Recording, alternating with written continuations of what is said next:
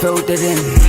No time for the doubt, they counted me out, I'm getting it in, yeah. No time for no loss, I'm paying the cost, I'm in it to win, yeah. Refuse, mine, it can't be diffused. If you ain't thinking the same, then we playing by different rules.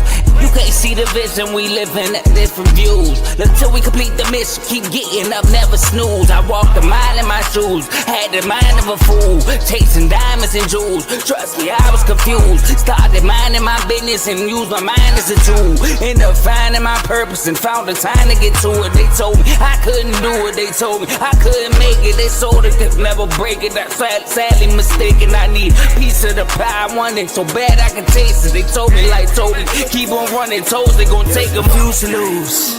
Built the win, applied myself, I filled it in. No time for the doubt, they counted me out, I'm getting it in, yeah. No time for no loss, I pay for the cost, I'm winning to win, yeah. Refuse to lose, I built the win, applied myself, I filled it in. No time for the doubt, they counted me out, I'm getting it in, yeah. No time for no loss, I'm paying the cost, I'm in it to win, yeah. Refuse. Welcome back to CTC. I'm your gracious host, Carl, and I'm back with another episode. Today, we talking about the national championship game that kicks off in about an hour and a half. It's been 8 to 10 long days, but we're finally here. I got a guest backstage. He's been here the last, 2 episodes? Maybe the last one. I can't remember if he came for the Ohio State one. But either, he was here. So the last 2 episodes, Miami Hurricanes fan, repping the U. We got my boy Ace. Hold on, my bad. I forgot to change the thing. Hold on. What's good, Ace? What's happening, man? Today's the day. You see the shirt, man. We repping. Yes, From sir. birth to Yes, the sir. dirt. It's a Canes thing, baby. Yes, sir. So, anything you want to say to the people before we talk about this national championship? I want to say that the notion that Indiana is going to run us off the field is ridiculous. We haven't won a game. We haven't lost a game by more than 3 points in like 2 years. So, I mean, we'll go off the recency bias. Respect. I feel you on that. I know somebody who personally feels that way. I don't feel that way, but I know somebody who does. I'm not going to say who it is. But just read some of these comments, and we'll just hop right into our national championship preview. Shout out the R2L Twitter, YouTube page, and everything. Shout out my brother. He says the U gonna get the dub. Yes, sir. He also says they beat the best team already by luck. Ohio State was never the best team in the country. I'm sorry. Cool, appreciate you for tuning in. What was that? E Gruner 1 2 3 4 5. Appreciate you.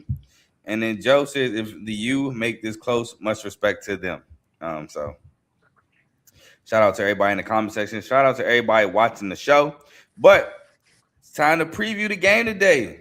And the road team is technically the home team, the Miami Hurricanes, who is the 10th seed at the start of the college football playoff bracket. When it was announced they were the 10th seed, they are taking on the first number 1 overall seed to make the conference, the national championship in the 12-team format, the Indiana Hoosiers. Indiana undefeated, went 12-0 in the regular season, beat Ohio State in the Big Ten championship game, beat Alabama in the quarterfinals pretty handily, and then beat Oregon in the semifinals pretty handily. Miami on the other end, when they are currently, 13-2, Ace? Mm-hmm. Yeah, y'all currently 13-2, went 10-2 in the regular season, won the first round in the college football playoffs 10-3 versus Texas A&M. Then they won the quarterfinal against Ohio State 24-14. And won the semifinal in another close game against Ole Miss, 31-27. That is the road for Miami to get here. And as you know, we start with the road team. So we're going to start with Miami, who are 7.5-point dogs. Again, this game is 7:30 on ESPN. And Miami, they're led by Carson Beck, who last game, he had a pretty up and down game. It was a roller coaster game. He had some pretty good highs, the game-winning drive, stuff like that. But he had some lows. He had some missed throws, some missed touchdowns. But he made up for it at the end of the game. He is currently 319 of 435, 3,581 yards, 73.3 completion percentage, 29 touchdowns to 11 interceptions. So double-digit interceptions on the year. Mark Fletcher, who's had an amazing playoff run. He's their leading rusher, 199 carries, 1,080 yards, 5.4 carry, and 10 touchdowns. And Malachi Tony, just to me, the heart and soul of this team. Whenever they need to play offensively, if they're running the ball, obviously it's Mark Fletcher. But in the pass game, it's to Malachi Tony, who's a true freshman.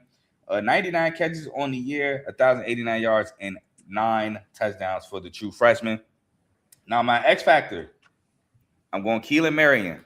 Keelan Marion was big in last game. And to me, I know Carson Beck won MVP of the the Fiesta Bowl, but in my opinion, the MVP should have either went to Keelan Marion or Malachi Tony. And I think Keelan Marion is going to be a big part in this game again. He's 56 catches, 740 yards, and 2 touchdowns on the year. Now I got some stats. So Miami this year, they're 11th on third down defense. They're 4th in sacks with 47, 45th in passing defense, 6th in rushing defense, 5th in scoring defense, 11th in total defense, and 30th in scoring offense. Talk to me about your team, the Hurricanes. Well, I think the whole plan is to do what we've been doing, man. Come out there, be a tough physical football team. I think that is the name of the game with us.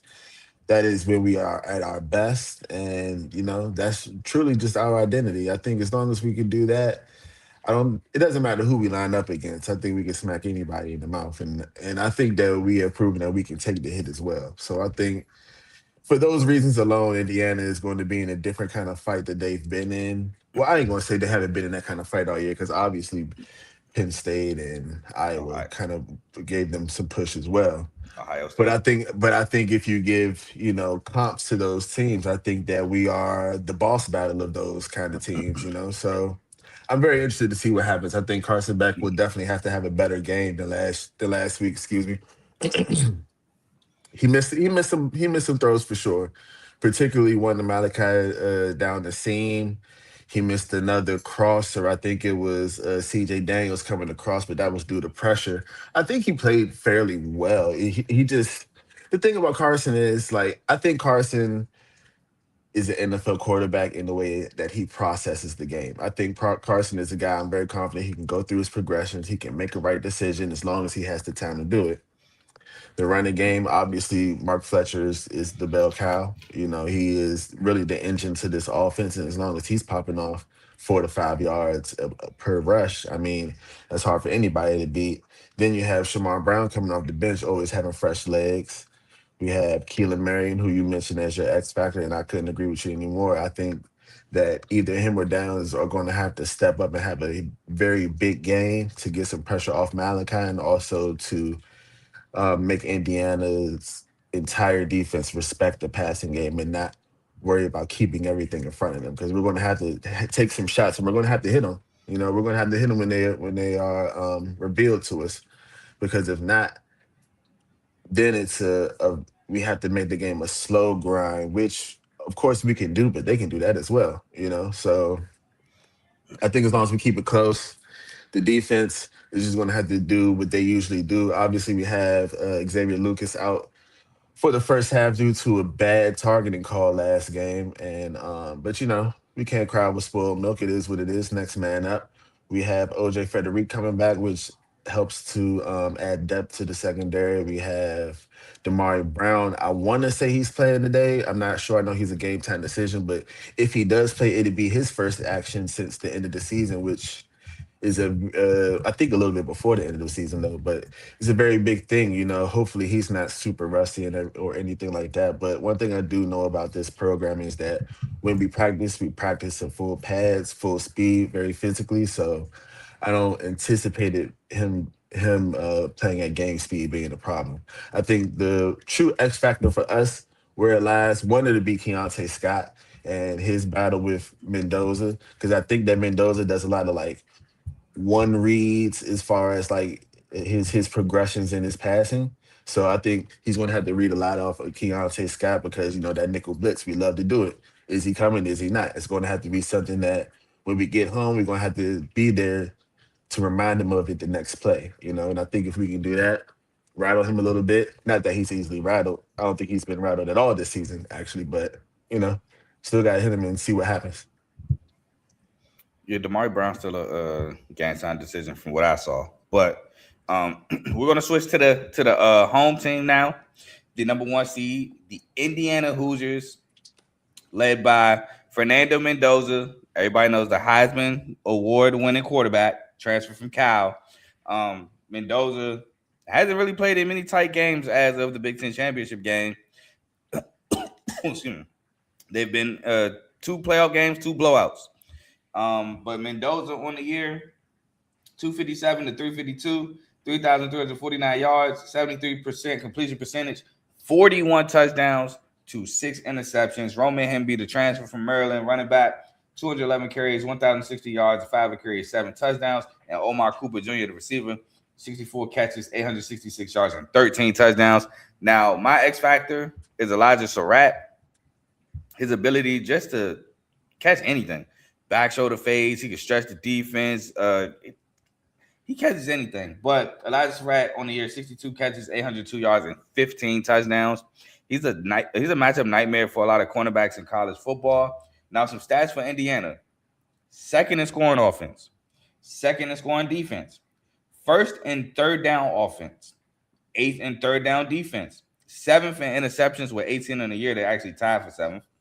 11th in total offense, 4th in total defense, 23rd in passing defense, 2nd in rushing defense, and tied 6th in sacks with 45. So just 2 short or 2 behind, I should say, in Miami University. Talk to me about the Indiana side of the ball for me, Ace. Well, I mean, they are who they've shown us all year. They're an incredibly good football team. They're incredibly disciplined, and they're very motivated. You don't see them taking their foot off the stop. Come on, man. You don't see them taking their foot off the pedal. They're a very physical and determined team. I think Fernando Mendoza is playing ball better than pretty much anybody in the league, and he has the Heisman to prove it. This guy is like a machine out there, and he doesn't have to do but so much. I think that a lot of his success has been not on the backs of his teammates and everything, but it's definitely like a compliment to the way that they play ball, because nobody has made them have to throw 30 times a game in order for them to win the game. You know what I mean? Like Yes, everything. Yeah, but then even with that, it took an incredible throw and an incredible catch to get over the hump with that. And I think that shows that this team is just this team is just great. Like it's no ifs, ands, or buts about it. They are pound for pound the best team in the league, I would say. You know what I mean? Just when you look at it position group wise and the results on the field, I mean, and even down to coaching, it's a far gap between them and the rest of the field. I think that as far as X factors go, I want to say Charlie Becker would be an X factor, because he's a guy who could definitely flip the field, especially in between the 20s. But that also goes for Elijah Surratt too, which makes it a very hard offense to stop. Then you get in the red zone. Do you got to do with Omar Cooper, who's just a big guy, and they could throw it up to him on any kind of route, and he usually comes down with it. So all of that, and not even mentioning the running game with him being the lead back, but also his name escapes me, but Kalen Black. Yes, even him coming in, they get comparable. They have comparable stats. They get comparable amount of carries every game. That's a hard thing to defend. And then when you get to their defense, I mean, they're just solid, sound, and fundamental. They play a lot. They may not be the biggest group, but they play a lot of stunts up front, and that definitely gets a lot of these maybe more physically gifted offensive lines that they've been up against. I mean, you could gush about this team all day, honestly. I hate that we have to play them because I actually love them, but oh well. Yeah, so my thing with Indiana is, like you said, across the board, they're probably one of the best teams in the country. But beyond that, they're so well coached by Signetti. They rarely see pre-snap penalties by Indiana. You rarely see mental mistakes, undisciplined football by Indiana. They're just disciplined, like you said, sound, and they just make the right play most of the time. So that's what's tough to beat them too. Not only are they talented, but they're also disciplined. Some teams, they be real talented, but they lack discipline. Or some teams would be real disciplined, but not that talented. And when you go against a team like Indiana with both, it's scary to go up against, to be honest. And they have a knack for just always making the big play. Ohio State, Indiana, third down, and Charlie Becker kills the game with a deep ball. Penn State, down 3, Omar Cooper's touchdown to win the game late in the ball game. They just, if they're in a close one, for some reason, they just make every play to win the ball game. So they have a knack just for being a great team, and that's what you ask for out of a team. Just be disciplined, do your job, and when your number's called, can you make the play? And that's describes Indiana to a T, in my opinion. Now I will say that Miami. We'll just talk about the game in general. For Miami, they've had issues with being disciplined in the past. I haven't seen it too much rear its ugly head lately. Like, I've seen it a little bit, but nothing like it has in the past, which is a plus for y'all. But I don't know. We'll give our winner in a second, but I don't know. Just looking at it, I think the coaching goes to Indiana. Talent wise, I might go y'all talent wise, but like gelling, like continuity and how they play and everything like that, being fundamental and sound, I'm going to probably get the edge to Indiana. But if y'all do have the talent to overcome that, it's just ugly habits rear its ugly head. Anything you want to say? Yeah, I couldn't agree with you more about the discipline, like the discipline area of the game, because that's probably going to be the facet that determines who wins this game. The team who makes the least mistakes, right? I mean, when you look at Miami's losses over this past season in particular, they came in the games where they were the most heavily penalized, i.e., the SMU and Louisville. whoever else. Yeah, Louisville. So, ideally, we can't beat ourselves. Like, this is a team where you just can't you can't shoot yourself in the foot and think you're going to be able to do that. The only time that has reared its ugly face in the playoffs was last game, the Ole Miss game. Yeah, but I think that was like I can't speak to as to why that is. I think a part of that was maybe like the pace. I think some of it was high emotions because it seemed like it was a very emotional game. We had a lot of young players in there as well. And particularly it was the younger players who got penalized, except for like the false starts and stuff. Like that was on Coop, who's like a 6-year senior. But also I had to give them this. They cleaned it up. You know what I mean? When it was time to clean it up, they did. I even think back to last week when Coop was doing a live after the game. He was like, "Oh man, see Ward came here. I gotta clean it up. I gotta clean it up." It's just a testament to the standard that they all hold each other to, as well as the alumni and everything else. And I think that's the kind of thing that will give us a little bit of extra juice, especially being at home. So I'm not particularly worried about it. I think I am. I'm worried about penalties, but it's not something that I think is going to be the nail in the coffin for us. I think if anything, we gotta hold on to the ball, man. I'm concerned about fumbles because we have fumbled. We didn't fumble last game, and that tipped interception, I can't really put that on Carson, but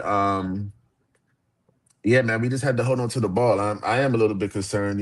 These are 24-year-old guys going up there, and we have a lot of freshmen out there. And now, I'm not saying it like it makes that much of a difference, but I mean, I think it is a difference when you have a kid like Malachi Tony who just turned 18 and is still filling into his grown man body, and you got actual grown men. You know what I mean? But if they can't catch him, I mean, it's not an issue, but still, it's something to think about. And I agree. We are the more talented team for sure, but we're also younger too in certain spots. Like we're an old team as well, where it matters. Like we're old across the line. We're old in a lot of skill positions. You know what I mean? The youngest place where we are is the secondary, and I think that's where the concern comes in, particularly with the corners. Yeah, and honestly, I was about to bring up the line. I'm glad you said that because I was going to bring up the fact that your D-line is going to have to make Fernando Mendoza's life. You're going to have to wreak some havoc in that backfield Part of why Yeah. Indiana is so good is because Mendoza has the time to deliver the football, or people really don't get to Mendoza like that. So Hmm. your D line is good enough, but will they be able to make those plays? And then two, not only do you gotta get back there, but you gotta get to him. We seen against Oregon, Mendoza was making plays with his legs. So, and we know he has that capability. So yeah, you might collapse the pocket and get back there, but you have to finish the play. You can't just get back there and just it's an easy sack. No, he has this capability and the legs to pick up first downs on the ground. So you have to finish plays in that backfield. But Ruben Bain and Massador and those guys, they're going to have to show why people are so high on them in the NFL this year. I think if they don't have a big game, some people may start to wonder, are those guys really worth the high first round picks? Well, I don't know if Massador is really a high first round guy. Was Massador even eligible? I know Ruben Bain's No, eligible. no, Yeah, Massador. Mezzi's going out, but Yeah. I don't think he's like top. I don't think he's like a first rounder. I think he's probably, I think he's probably a first day guy, but I don't know if he's like top 20 necessarily. But I mean, this game could definitely change that. Yeah, I'm not too sure on how people feel about Massador, but I know people, including myself, are super high on Ruben Bain. So they Yeah, have to for show sure. out this game. If they don't, then people might be like, "Whoa, let's take a I step think, back and evaluate here." to be honest, I think one of them does have a big game. And I think it might be Mesidor. I've seen a lot of things online. A lot of people like to, pick out the weakest link on the offensive line, and apparently it's the right tackle for Man, Indiana. And no, but granted, like Ruben Bain and Mesidor, these guys have free reign to line up wherever they want across the I was line just on about to any given say, play. yeah, So that's another thing. So I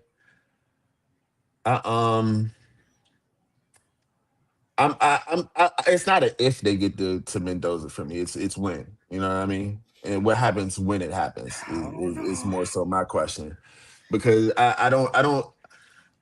Nobody has been able to hold us off of them for an entire game. Nobody that we've played. You know what I mean? So I can't help but I can't sit there and think that it stops now. You know what I mean? Like I 1000% understand the the product that Indiana has put out, and it's a very good product. You know what I I don't, mean? I But don't I believe know. ours is as well. I don't like. I just it's just one of those things where yes, they have a very cohesive group, but there is a certain there, but when two cohesive groups meet together, that is where the talent discrepancy shows itself. You know what I mean? Or the coaching discrepancy shows itself. So I'm not. which one is it going to be? I'm not going to say that Mendoza has this capability like Trinidad Chambliss, but Because he last week doesn't. against, yeah, of course not. But last week you only had one sack, and that was Teray on the middle linebacker blitz. That was the only sack y'all had against Ole Miss. It Sure, wasn't but Bain. we definitely had a lot of hurries. There was definitely a lot of misholding calls. Not I to say just that they won't be there today, was because it Ruben Bain definitely wasn't being was. held. There was. I But do agree with that. I mean, but But that's going to be every game, sure. But I mean, but it's not like they weren't getting there. Like, yes, Trinidad Chambers is a very explosive athlete, and does Mendoza have the same explosiveness? No, but Mendoza is very smart. And one thing that Mendoza does very well is step up into the pocket. yeah, so So I think it's going to be more so him manipulating the pocket rather than him, scrambling and getting extra yards. And I also think that this is going to be a game. I think defensively, we're going to make them choose one. I think we're going to make them have to pass. I think we're going to definitely be down there, try to load the box and try to keep this jump like. I think we're going to try to like force a lot of drives out of them in order to give ourselves more opportunities, particularly in the first half. You know what I yeah, mean? I just don't. The reason why I say I don't know is because you said you don't know if it's going to be if rather than when, and I don't know if I'm that confident to agree with that.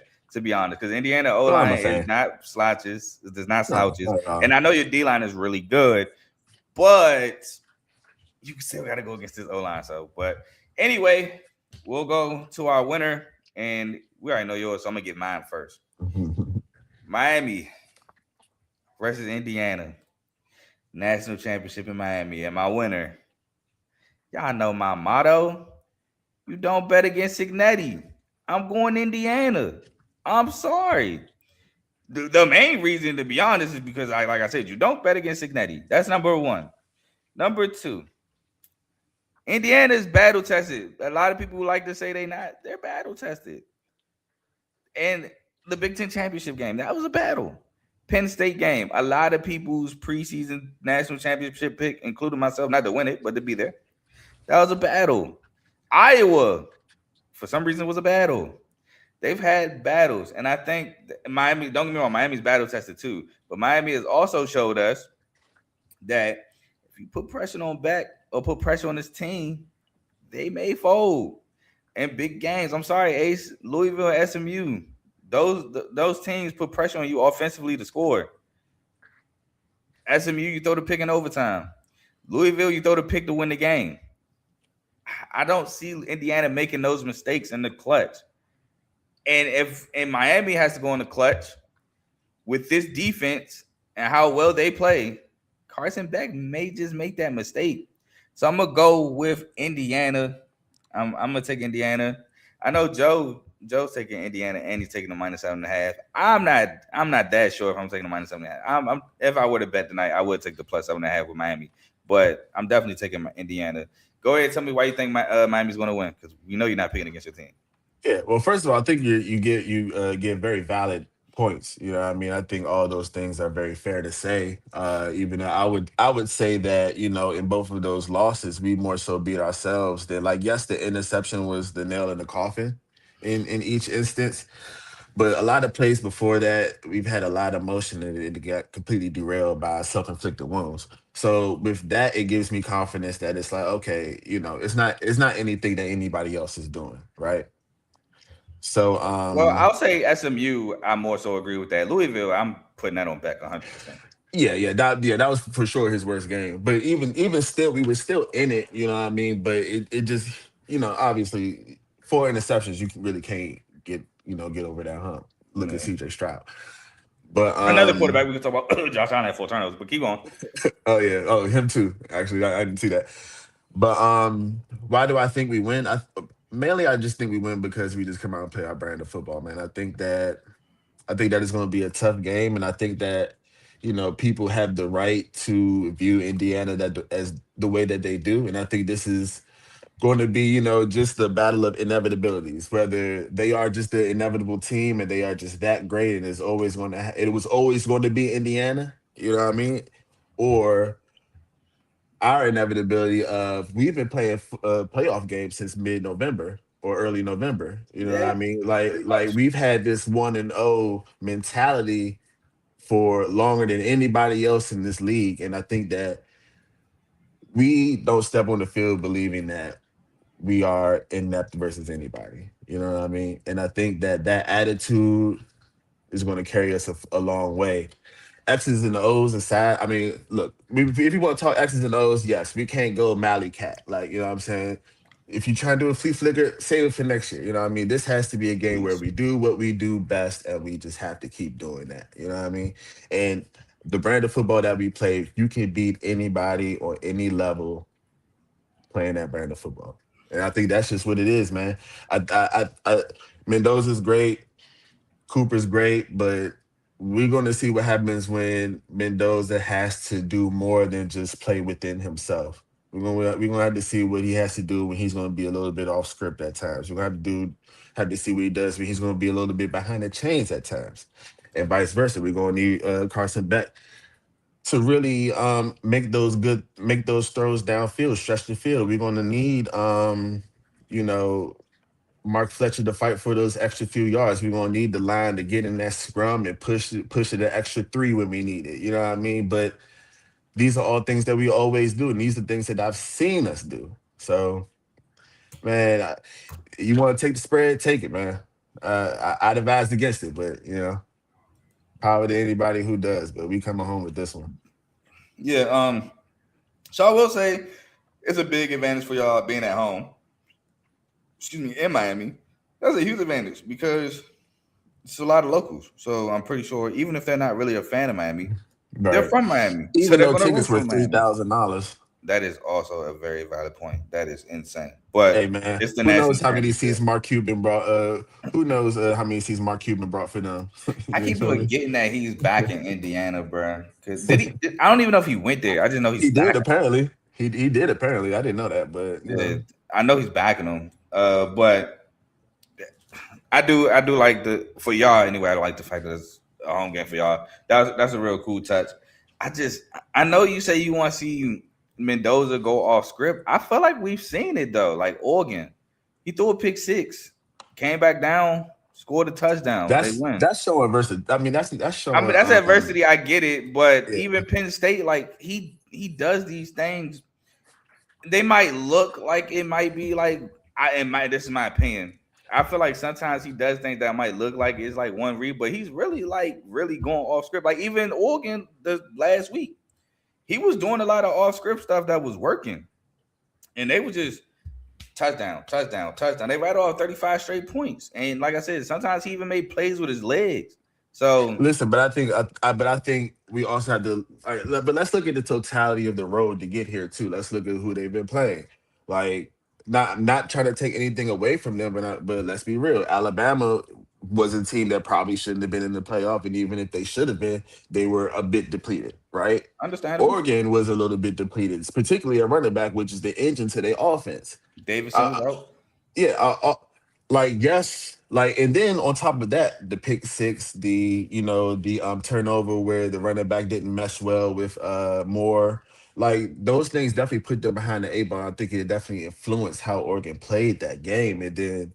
Once they did have their inevitable explosive plays, because you can only keep Indiana down but for so long, which really didn't keep them down at all. So when they did get those plays in rhythm, it was just like, oh dang, the sky's falling. You know what I mean? Like I don't think the sky gonna fall on us, man. I just don't. I don't believe that they're gonna get us that out of sorts that we gonna be scrambling and like trying to, figure stuff out. And I believe in the road that we took to get here. We had the hardest road of any team in the playoff. You talking about in terms of the playoff Particular, road or the particularly the entirety of the particular to season? get where we are, to get where we are.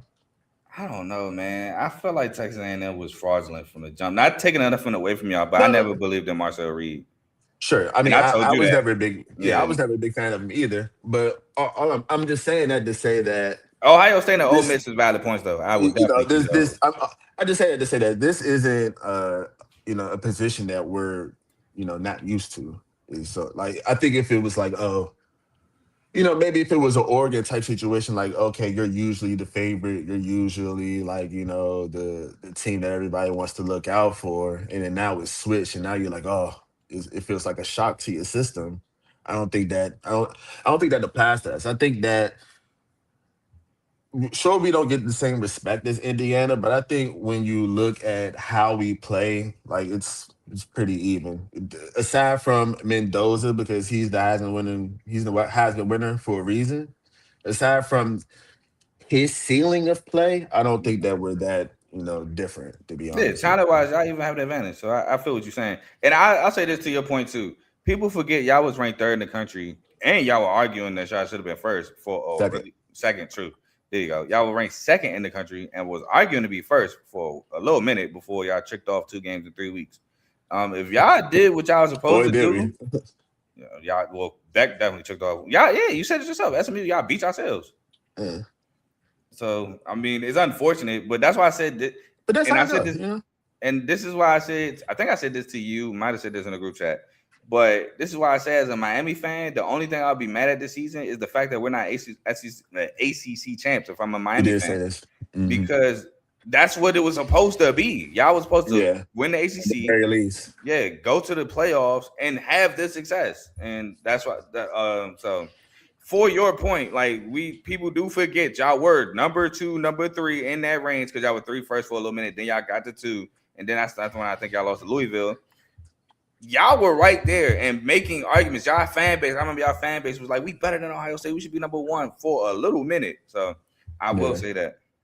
But we definitely did it to ourselves. But I mean, look, we can worry about the ACC next year, man. This would be a good consolation prize. Well, not even a Nah, consolation this prize. not This would be way the better. ACC is a Yeah, this. consolation for this I mean, even winning the Cotton Bowl and the whatever other the Fiesta. Fiesta Bowl, like even that's kind of better than winning the ACC. I'm not gonna lie. Like winning Yeah. Oh two yeah. bowl games For after sure. not winning a bowl game for like 10 years or maybe more.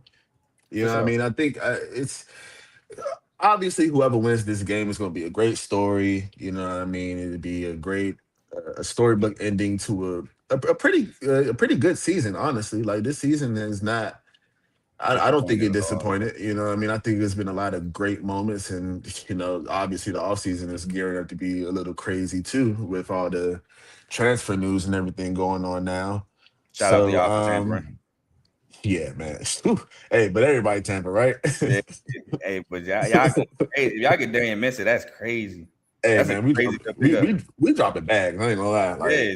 And to shout get out the once again, shout ACC out to champ. FSU and shout out right, exactly. If I'm Manny Diaz, I'm livid. I would hate Yeah, Manny hey, to my yeah, core, he bro. come from Miami too. He the mayor's son, bro. You do him like that, but he got fired, and him and Manny had the same, like you know what I mean, the same record after 3 seasons. So, Bro, but but hey, I'm but taking look what your Manny doing. quarterback. We fired you, and I'm about to take your quarterback. You just won the ACC championship with. Oh, I'm pissed. It's not fair, and but it benefits us, and I'm kind of nervous to see like what precedent this sets going forward. You know what I mean? Like how does this affect like how you root for your team? How does this affect money boosters will give, or even like just the product on the field itself? You know what I mean? It's like we can't get too crazy with this transfer portal trade stuff. Like there's got to be some kind of buffer to keep it from being the wild wild west, which it is right Too now. late. It seems. All right. This we done talking about the natty. We gave our winners, whatever. Cool. This is what I'm gonna say. All this has done is shown what college football has been in the dark. It just brought it to Yeah, life. That's exactly, all it's done. It exactly. just brought it to One life. thousand percent. 1,000%. This is bro. You hear stories about people from back in Yeah, the days being offered crazy stuff back in the day, yeah. and that might have influenced them to go to a university that they later regretted. Shoot, So they made the whole narrative that Johnny Manziel's family had oil money. yeah, like that's all it's doing in my opinion. Like I for one feel like it can get out of hand too, but then I just sit back and think like they probably did this in 2000. You hear the story about Reggie Bush. You hear the stories about Yeah, like Eric Dickerson, how he was supposed to. He said he was offered like 50 grand in a briefcase to go to Texas A&M and other stuff. So like you hear these stories, it's just now it's kind of like legal in a way. So yeah. You don't have to worry you about hear those more. Yeah, small town dealerships coming and poaching your player because now it's a yeah. whole fun for it. Like, yeah, it's it like it evens the playing field for some, but it definitely makes it steeper for others. But I I mean, mean it that's ain't. But that's college the nature of the football. game. Yeah, Period. that's what happens when you have 120 plus teams. You know what I mean? Like Texas Tech everybody can't be good. Texas Tech paid for that defense they had. One I mean, thousand percent. it is what it Should have is. paid a little more for offense, but Man, hey, I ain't gonna lie, Baron Morton disappointed so badly. But to me, uh, it is what it is. Now, horrible, the horrible. only thing that could be bad with this is the whole situation in Washington. Demond Yeah. Williams, LSU was like, "Hey, we got this money for you if you leave." Mhm. He tried to leave. He got caught in the trick bag. He's like, "Can I come back?" They're like, "Yeah, you can come back, but you gotta win this team back over." And like, it's like, how do I come back Yeah. to this team? When the team back over, when the fans back Yeah. over. And it's Like, like, yeah, how do I it do doesn't that? Because get. I literally almost let them high and dry for some money. And now Yeah. I got to win these guys back and gain their trust. And That's a the lot of dark kids are side giving to up it. their chance at even something better by not being patient and trying to transfer over and stuff, Like, I Man. think one thing that is very discounted in today's college football is how many good players that we've seen over the years that had to sit a year or two or three. You know what I mean? Like, these are things that are like the Malachi Tonys and like the Cam Colemans, the Ryan Williams, these freshman phenoms, or whatever year that they came in. It's like, that is rare. That's rarefied air. That's something that doesn't come around often for every program. You know what I mean? Mm-hmm. And some programs do get them more than others, obviously, because of whatever support systems they have that differs from another team. But it's like we still have to remember that football is a violent sport. Football is a sport that requires a lot of reps in order to get better. And a lot of these kids aren't even giving themselves the chances to even get the reps, to get better, to show on tape that because you can enter the transfer portal, but if you're doing it with just practice tape, I mean that can only speak but so much to But what you can yeah, really do. and then you You know can what I get mean? lost. You can get lost in the transfer portal, not get picked up. Yeah. And now Yeah, instead of or working try to at go the back and now like, nah, we done filled your spot, and spot, now yep, you got to go drop down to D2. right, And what if yep. you have a bad year there? What if something going on with your family or something? Like it can be whatever reason that you have a bad game or a bad season, but it's like if you putting yourself in D2 and you have a bad season there, It's over ain't with. nobody gonna look at you now. It's over Now with. you got to think about being an accountant. So Yeah, it's for sure a bigger risk than trying to earn your spot at the university you started with, for sure, because 1000%, it's man. so many people going into the portal, like you said, and it's so many people that you like. Why is he leaving? He just had a great season that other people Yeah, would love to have. So then you put yourself further behind the eight ball because not only are you competing with people right. who just didn't like their situation, or I'm not gonna get no playing time, so I'm gonna leave. You compete with people that just had crazy seasons. You might even be competing with somebody that won an award. You might be competing with a dope Walker running back for some reason, or Literally. a Johnny Unitas football quarterback for some reason. So Literally. I mean, look just at Dylan Raiola. Like, you gonna tell me Dylan Raiola really wanted to sit a year to go to no, Oregon and sit a year? Of course not. no. He thought Josh Moore was gone. Yeah, he You know what I definitely mean? thought. So Why am I not Josh thinking Moore, Dante Moore? Dante Moore. Yeah, he definitely thought Dante Moore was gone, and now he coming back. So now he got to sit, or he got to Right. transfer again. Which Well, he can't. Transfer portal's closed. it closed today. It was kind of. It was. So, Oh, I it thought might it have closed closed today. Friday. It closed Friday at midnight. Or Oh dang! yeah, I don't know when it closed, so I don't know. But either yeah, it way, closed Friday. he was kind of screwed anyway. Because where was he going to go? LSU was filled. Yeah. Uh, LSU. Talk about hoarders. That yeah, pissed they me got three off. quarterbacks. It's like, come on, bro. They got Levitt. They got somebody from Ferris State, and then they got some freshman transfer that just or something like From that. USC, Yeah, Hassan I don't know. Longstreet. He was like a 5-star recruit. Yeah, it's like Hassan Yep. Longstreet or something like Which that. made no sense to me because why are you about to sit at LSU? You could have just sat at USC. Right. Made no sense. But yeah, I agree with that one. That one made no sense. But You want to be in Baton Rouge rather than LA? Come on, man. crazy. I mean, maybe he wanted to deduct the taxes and how expensive everything was. Yeah, that's true too. But Maybe, I mean, but it ain't like you're going to a state with no state tax. Like, well, yeah, I so mean, them taxes in California are crazy. they Though, so crazy. I can see They it. high. Yeah, But for sure. but like I was saying, it was nowhere for Raiola to go. Nebraska filled your spot with Calandra, so that's over with. Quick. You don't want to go group of 5. You don't want to go somewhere like UNLV or nothing like that. I just feel like you didn't leave Nebraska to go group of 5. No. He left to go a step up. So it was always going to be a blue chip program, which doesn't make sense to me because I feel like he had his pick of the litter coming out of high school anyway. But I thought he was going to stay with Nebraska because his pops graduated from Nebraska, which was a big reason why he was there. Matt Rule was trying to change everything. So I thought he was going to stick with Matt Rule for at least 3 years and bounce. But I decided to leave. And then, like you said, you wanted to go blue chip, and a lot of them joints got even Penn State. Matt Campbell brought his guy from Iowa State. So that's gone. I just don't get it. But needless to say, I know we just had a whole tangent about the transfer portal and everything like that. Any final words before we get off of here and get ready to watch this national championship game? Man, I ain't gonna show y'all me crying, but when we win tonight, I'm gonna cry. Also, you know what's wild? They got our tight end.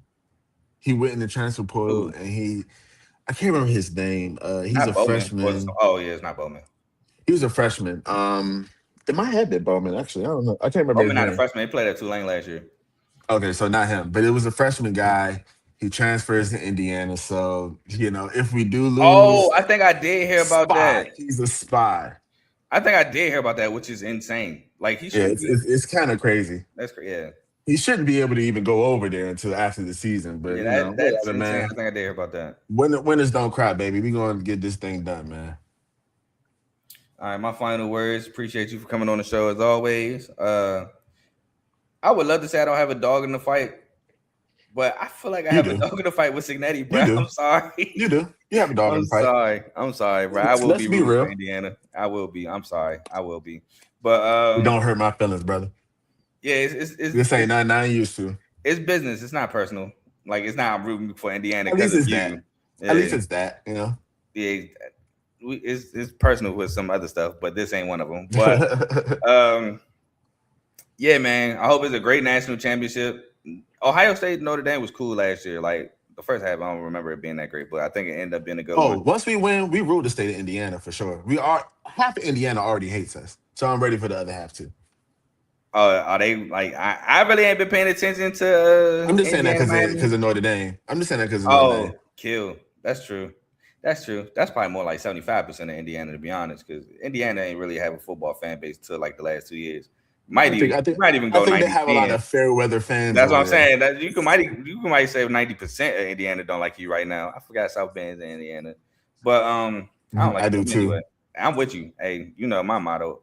I can't say the word, but blank Notre Dame. But I just want a good national championship, man. I really do. I really want one. And like you say, either way it's a storybook for either team. Indiana, first ever national championship, I believe.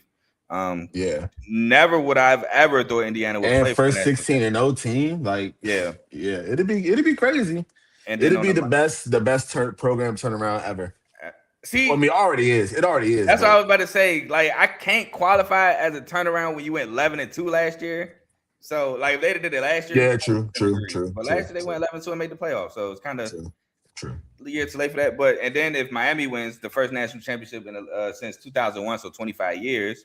So we were kids at that time, but actually have seen their team actually win a championship as an adult. So that would be pretty good. And the fact that Mario Cristobal, former Hurricane, who won a national championship in Miami, turned this program around and won it would absolutely be a storybook ending for this. In 4 years. He had a 4-year plan, and this is year 4. For sure. So that's a storybook.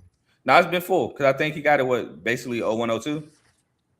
Or was it 02-03? I said 02. 21-22 was the 22. About the same way. Yeah, I mixed myself. I think it was 21. I think it was 21. I'm about to say his last year. No. Yeah, because last year Oregon was the end of technically was 21. So I think the 21-22 season was his first year. But either way, storybook ending for Cristobal and the Hurricane. So now I gotta do some house cleaning stuff. So like I said, man, this is a network. We have multiple shows. We have the main show featuring Joe, Tomo, and Dave. They go live at 7:00 on Tuesdays and Fridays from 7 to about 8:30. It's Joe. I need to be on the show. I'm sorry. I'm Bogart. Please let me be on the show. I'll talk about all 4 games.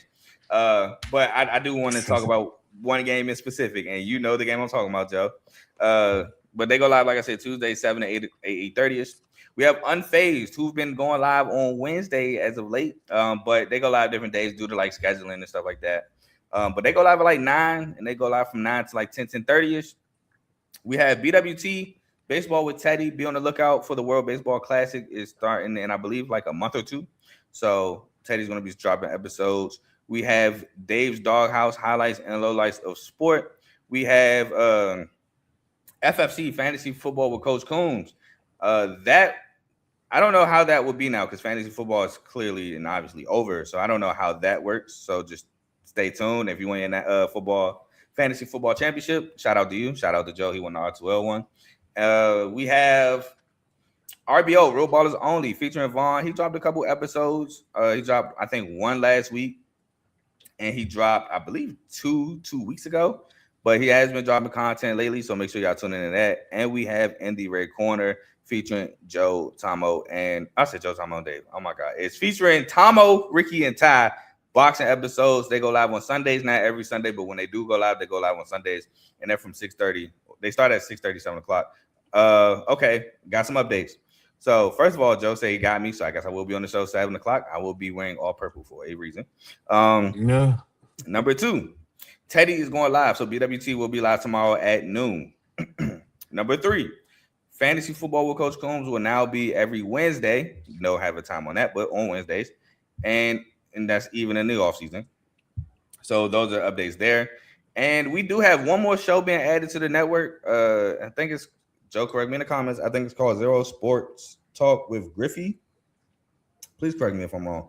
But it's TBD. First episode, pilot episode has not launched. I don't know nothing about that. I just know it's a new show being added. So when it does, just be on the lookout for it. But that's all we have for y'all today. Enjoy this natty, man. It's been a great season, great ride. Whoever wins, much deserved, but we gone. Peace.